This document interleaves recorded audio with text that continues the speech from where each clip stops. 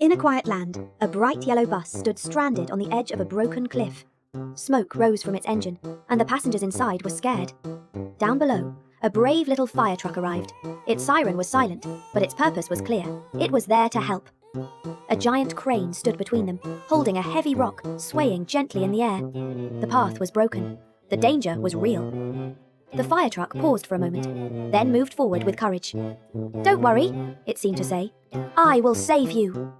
Carefully, step by step, the rescue began. The crane lowered its hook, and teamwork made the impossible possible.